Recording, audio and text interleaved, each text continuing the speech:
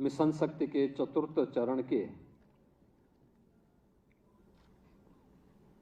कार्यक्रम के शुभारंभ के अवसर पर आयोजित आज के सम्मान समारोह में प्रदेश सरकार की महिला कल्याण और बाल विकास विभाग के मंत्री श्रीमती बेबी रानी मौर्य जी,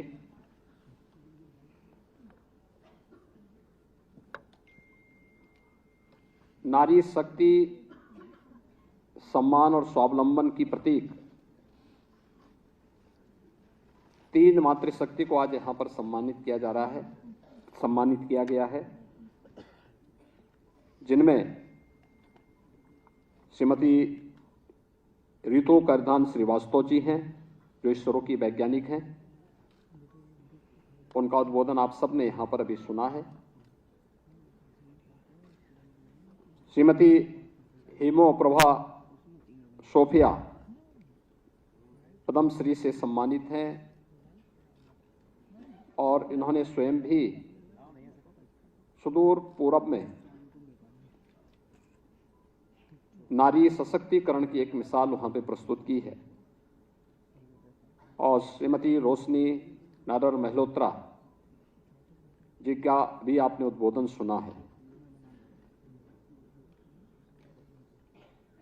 जो सीईओ हैं HCL ग्रुप की। मैं इन तीनों का आज इस नारी सुरक्षा, सम्मान और स्वावलंबन के लिए आयोजित मिशन शक्ति के चतुर्थ संस्करण कार्यक्रम में हृदय से अभिनंदन करता हूं, स्वागत करता हूं। इस अवसर पर मंच पर उपस्थित प्रदेश सरकार के मुख्य सचिव श्री दुर्गा शंकर मिश्र जी, औद्योगिक विकास और अवस्थापना के आयुक्त श्री मनोज कुमार सिंह जी, पुलिस महानिदेशक श्री विजय कुमार जी, प्रमुख सचिव गृह Shri Sanjay Prasad ji, special DG law and order Shri Prashant Kumar ji और प्रमुख सचिव महिला और बाल विकास विभाग श्रीमती बीना कुमारी मीना जी, समारोह में विशेष रूप से उपस्थित लखनऊ की महापौर श्रीमती सुषमा खड़गवाल जी, हमारे माननीय विधायकगण, प्रदेश के अलग अलग जनपदों में आयोजित कार्यक्रमों में उपस्थित सभी प्रदेश सरकार के हमारे मंत्रीगण, केंद्रीय मंत्रीगण, माननीय जनप्रतिनिधिगण और उपस्थित भाइयों बहनों, कल शारदीय नवरात्रि प्रारंभ हो रही है। नवरात्रि का आयोजन भारतीय परंपरा में देवी के 9 रूपों के रूप में 3 प्रमुख महत्वपूर्ण पक्षों को लेकर के होती है। एक देवी का पक्ष जो शक्ति का होता है, एक जो ज्ञान के अधिष्ठात्री देवी के रूप में होता है और एक जो खुशहाली और ऐश्वर्य के रूप में होता है।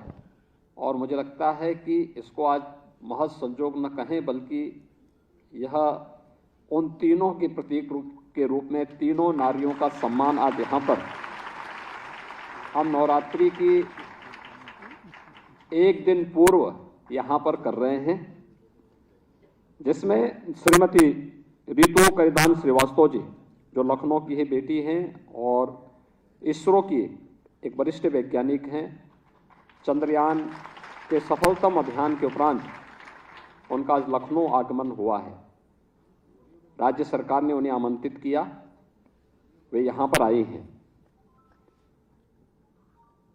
उनका आगमन अनेक बेटियों को इस क्षेत्र में आगे बढ़ने के लिए एक नई प्रेरणा देती है।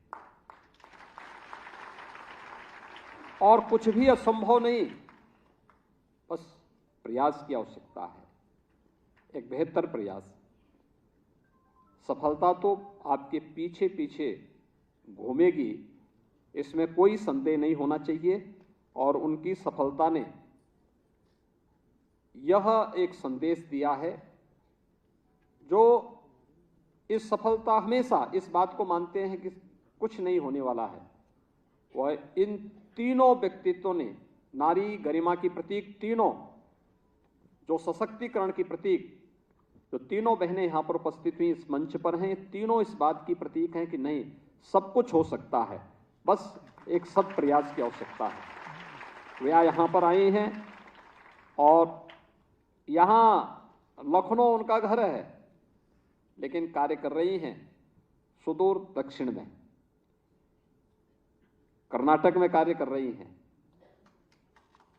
स्वाभाविक रूप से उत्तर को दक्षिण से जोड़ने का कार्य है।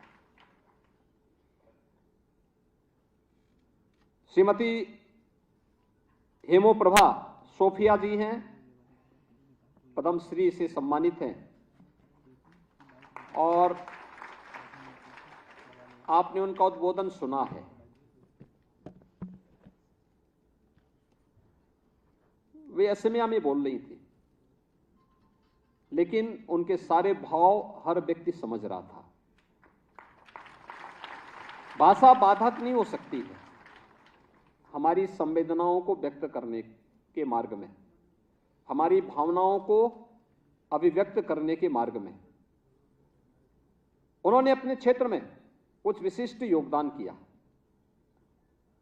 कैसे हम अपनी हाथ की कारीगरी के माध्यम से अपने हुनर को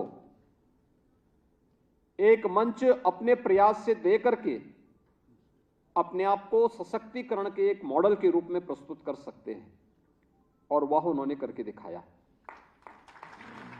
वे असम से हैं। हम लोगों ने अनुरोध किया, वे आज हमारे बीच में आए हैं।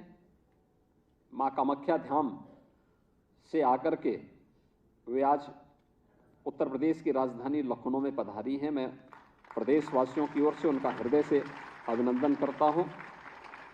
और श्रीमती रोशनी नादर मल्होत्रा जी से का भी, वे HCL ग्रुप की CEO और चेयरपर्सन हैं, और उनके द्वारा इस फील्ड में जो कार्य किया जा रहा है, जो बात उन्होंने एक सफलता की कहानी की अपनी बात कही।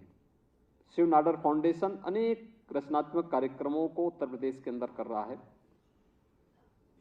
चाहे सीतापुर में एक रेजिडेंशियल स्कूल का है, बुलंदशहर में है, अन्य अनेक फील्ड में। इस फाउंडेशन के द्वारा लगातार उत्तर प्रदेश सरकार के साथ भी और अपने स्तर पर भी, फाउंडेशन के स्तर पर भी अनेक सकारात्मक और रचनात्मक कार्यक्रमों को आगे बढ़ाने का कार्य किया जा रहा है। उन्होंने अपने उद्बोधन के माध्यम से सफलता की एक नई कहानी आप सबके सामने कही। ये चीजें दिखाती हैं कि हर एक क्षेत्र में संभावना है, केवल उस संभावना को समय से चुनना और फिर उस पर सरपट दौड़ पड़ना। अगर हम इस फील्ड में आगे बढ़ने का प्रयास करेंगे तो सफलता फिर कहीं भी आपसे पीछे नहीं रहने वाली है। और इस सफलतम कहानी की 3 प्रतिमूर्तियों को आज यहां पर प्रदेश की राजधानी लखनऊ में सम्मानित करके मिशन शक्ति के 4th संस्करण को आगे बढ़ाने का सौभाग्य मुझे प्राप्त हो रहा है। मैं इस अवसर पर तीनों अतिथियों का प्रदेश सरकार की ओर से हृदय से स्वागत और अभिनंदन करता हूं। हम सब जानते हैं कि सन 2020 में हम लोगों ने मिशन शक्ति का कार्यक्रम ऐसे समय में प्रारंभ किया था जब पूरी दुनिया कोरोना जैसी महामारी की चपेट में थी।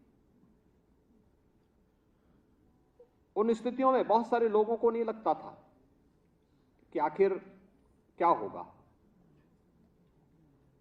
लेकिन इस शक्ति को मैंने तब पहचाना था जब कोरोना कालखंड में, लॉकडाउन के दौरान भी और इसके उपरांत भी जब चुनौतियां आई थी, हर व्यक्ति अपनी जान बचाने के लिए भाग रहा था। और उस समय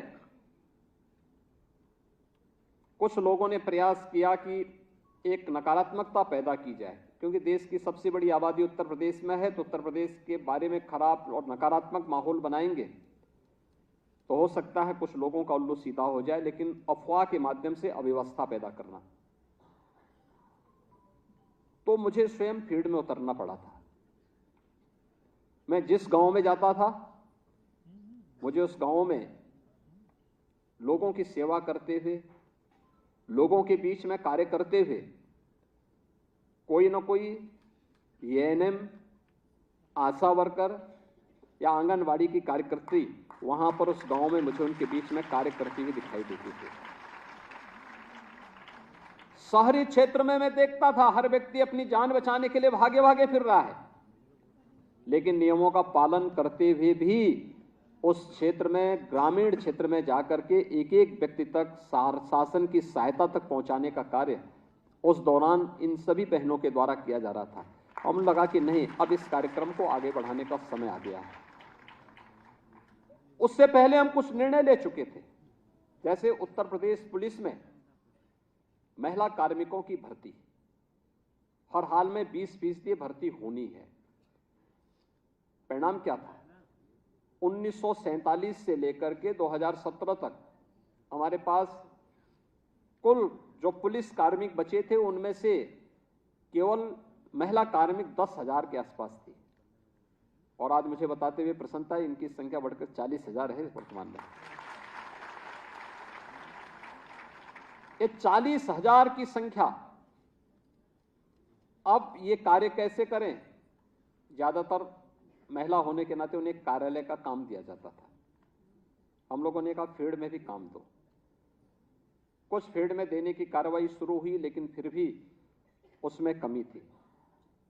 तब हम लोगों ने कहा कि नहीं, एक महिला बीट पुलिस अधिकारी के रूप में उनकी तैनाती की जाए।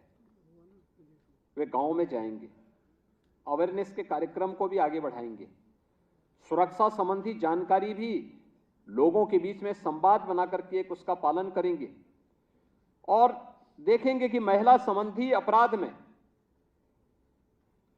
घटना के कारणों की जानकारी भी लेगी, अपराधियों की गिरफ्तारी में भी योगदान देगी, और फिर अपराधी के खिलाफ समय पे विवेचना हो सके,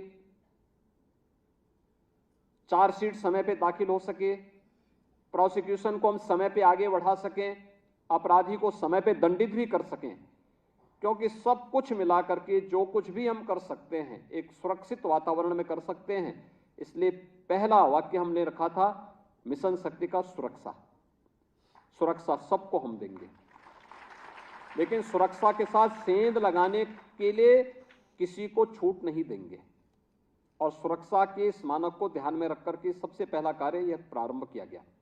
भर्तियां भी की गई, प्रशिक्षण हुए, और फिर इस कार्यक्रम को प्रभावी ढंग से लागू किया गया। आज अगर आप एनसीआरबी के आंकड़ों को देखेंगे, महिला संबंधी अपराध में काफी गिरावट आई है। साथ साथ उत्तर प्रदेश ने प्रोसिक्यूशन को तेजी के साथ आगे बढ़ाया। परिणाम हमारे सामने है कि अपराधियों को सर्वाधिक सजा दिलाने वाला राज्य भी उत्तर प्रदेश बना, और प्रोसिक्यूशन को भी समयबद्ध तरीके से आगे बढ़ाने वाला राज्य भी उत्तर प्रदेश बना। सबसे बड़ा आबादी का राज्य था, स्वाभाविक रूप से चुनौतियां भी थीं, लेकिन उन चुनौतियों के बीच से रास्ते निकले। आज ये कार्यक्रम आगे बढ़ा, लेकिन अन्य फील्ड में भी कार्य होने थे, अन्य अनेक कार्यक्रम हुए। जैसे यहां पे बताया गया, अभी वर्तमान में 1 करोड़ परिवार ऐसे हैं जिन परिवारों को प्रदेश सरकार पेंशन की सुविधा का लाभ देती है, और ये पेंशन की सुविधा हर महीने उन परिवारों को उपलब्ध होती है जिसमें से 31 लाख से अधिक तो केवल निराश्रित महिलाएं हैं। प्रधानमंत्री उज्ज्वला योजना में 1 करोड़ 75 लाख परिवार ऐसे हैं जिन्हें फ्री में उज्ज्वला रसोई गैस के कनेक्शन उपलब्ध करवाए गए। और मैं चाहूंगा कि जितनी जल्दी हो सके इन्हें आधार से लिंक करें, जिससे हम उन्हें फ्री में रसोई गैस के कनेक्शन दीपावली के पहले पहले भी एक सिलेंडर भी उपलब्ध करवाने की कार्रवाई को आगे बढ़ा सकें। हम शासन से आदेश कर चुके हैं, ये कार्रवाई केवल आगे बढ़नी, आधार से लिंक होते ही हम पैसा डीबीटी के माध्यम से उनके अकाउंट में भी भेजने की कार्रवाई शुरू कर देंगे। इसके साथ ही प्रदेश ने 55 लाख लोगों को एक एक आवास भी उपलब्ध कराया है। आप देख रहे होंगे जो संख्या में बोल रहा हूं, ये 55 लाख है और 66 लाख परिवार ऐसे हैं। ग्रामीण क्षेत्र में क्या होता था कि व्यक्ति ग्राम सभा के भूमि पर अपना घर बना लेता था। अगर मकान कभी क्षतिग्रस्त हो गया, टूट गया और परिवार की स्थिति बहुत दयनीय है, गांव में दबंग लोग फिर आवास नहीं बनाने देते थे।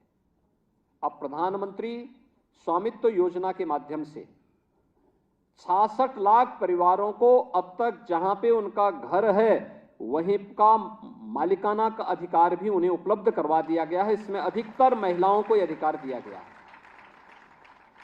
अधिकतर महिलाओं को अधिकार दिया गया है। अन्य ऐसी अनेक योजनाएं पिछले 9 वर्ष के अंदर प्रधानमंत्री मोदी जी के नेतृत्व में बेटी बचाओ बेटी पढ़ाओ से लेकर के मातृ वंदना अभियान का हो, ये जितने कार्यक्रम हैं ये लगातार चले हैं। तो वेलफेयर की भी अनेक स्कीम चली। स्नातक तक बालिकाओं के लिए निःशुल्क पढ़ाई की व्यवस्था हो, या फिर भ्रूण परीक्षण के नाम पर जो बेटियों के साथ भेदभाव होता था, आज बेटी के जन्म लेने से लेकर के स्नातक तक 15,000 रुपये की सहायता एक पैकेज के रूप में हम लोग प्रदेश सरकार की ओर से मुख्यमंत्री कन्या सुमंगला योजना के माध्यम से बेटी को दे रहे हैं।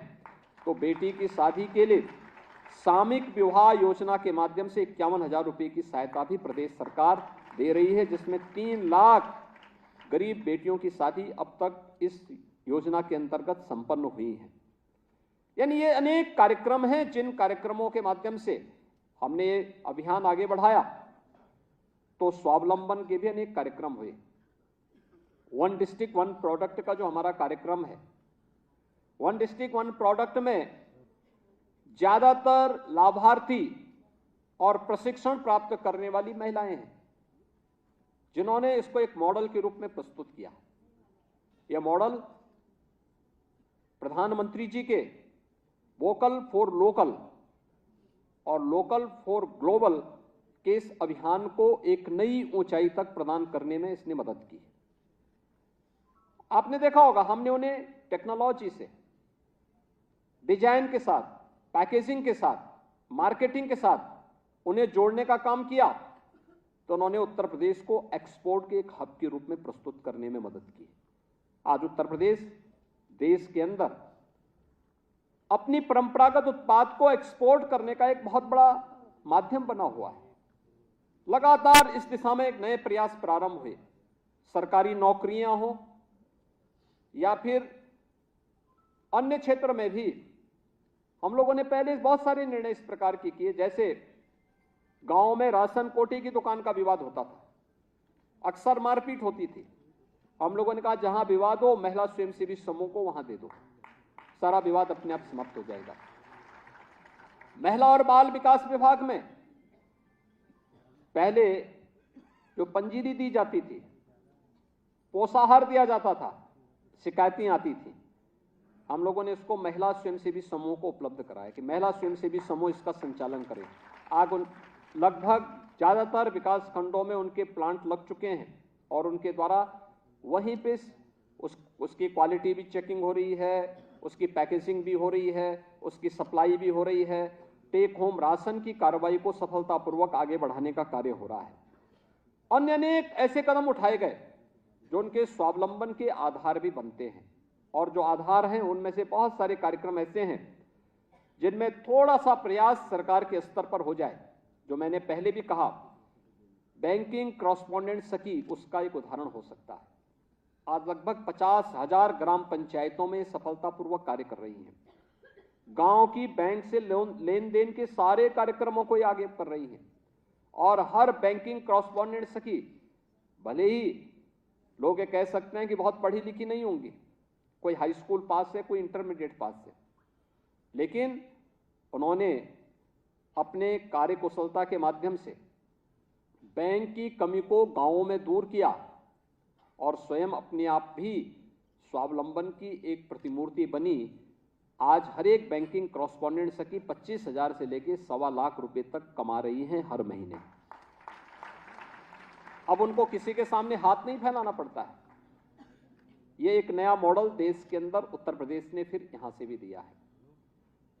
और इसके अलावा अन्य अनेक कार्यक्रम इसमें हो रहे हैं। जैसे बलेनी मिल्क प्रोड्यूसर का मैंने एक कार्यक्रम बताया, एक अभियान बताया था। तो जितनी महिलाएं वहां पर, अब भले ही अब 40,000 की उनकी संख्या हो गई, लेकिन शुरुआत में जो भी थी, कोई तीसरी पास, कोई 5वीं पास, कोई 7वीं 8वीं पास, और उन्होंने अपने आप ही, सरकार ने उन्हें कुछ दिनों तक सपोर्ट किया। आज उनका वार्षिक टर्नओवर 150 करोड़ का है और लगभग 15 से 16 करोड़ रुपए की नेट प्रॉफिट है उनका। इन सभी महिलाओं के द्वारा कुछ अच्छे कार्य किए गए हैं और मुझे लगता है कि आपके गांवों में, आपके शहर में, आपके मोहल्ले में हर एक जगह इस प्रकार के उदाहरण भरे पड़े हैं। उस अभियान को आगे बढ़ाने के साथ साथ केंद्र और राज्य सरकार की योजनाएं इसमें सहायक कैसे हो सकती हैं। सुरक्षा के लिए हमारी महिला बीट पुलिस अधिकारी हर गांव और हर वार्ड में जाएंगे। उनके कार्यक्रम कल से प्रारंभ हो जाएंगे। लेकिन साथ साथ अगर सुरक्षा में कोई सेंध लगा रहा है तो इन्फोर्समेंट की कार्रवाई भी कल से प्रारंभ होगी पूरे प्रदेश भर में। और हर थाने को मैंने इस बारे में कहा है, हर थाने से मेरे पास कहीं भी कोई ऐसी शिकायत आती है तो हम वहां पे जवाबदेही तय करवाएंगे उनकी। कोई भी ऐसा व्यक्ति जो राह चलती हुई किसी बहन, किसी बेटी या किसी नारी की सुरक्षा में सेंध लगाने का प्रयास करेगा तो वहीं पे उससे निपटने की आवश्यकता, बहुत सख्ती के साथ उसके खिलाफ कार्रवाई करने की आवश्यकता है।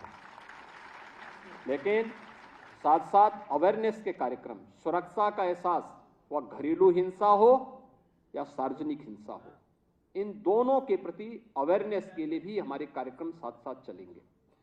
लेकिन केंद्र और राज्य सरकार की योजनाएं उनके सम्मान को बढ़ाने के लिए, उनके स्वावलंबन में कहां कहां सहायक हो सकती हैं, इसके कार्यक्रम भी हर एक स्तर पर कल से प्रारंभ होंगे। इसकी शासन स्तर से निरंतर समीक्षा भी होगी, इन कार्यक्रमों को आगे बढ़ाने का कार्यक्रम होगा और इसे हम प्रभावी ढंग से सफलता की ओर अगर लेकर के चलेंगे तो आप देखना कि एक अच्छा मॉडल, जैसे मिशन शक्ति का अभियान आज भारत सरकार ने भी इसको अडॉप्ट किया है। पूरे देश के अंदर महिलाओं की सुरक्षा से संबंधित या अन्य तमाम कार्यक्रमों को आगे बढ़ाने में सहायक हो सकता है।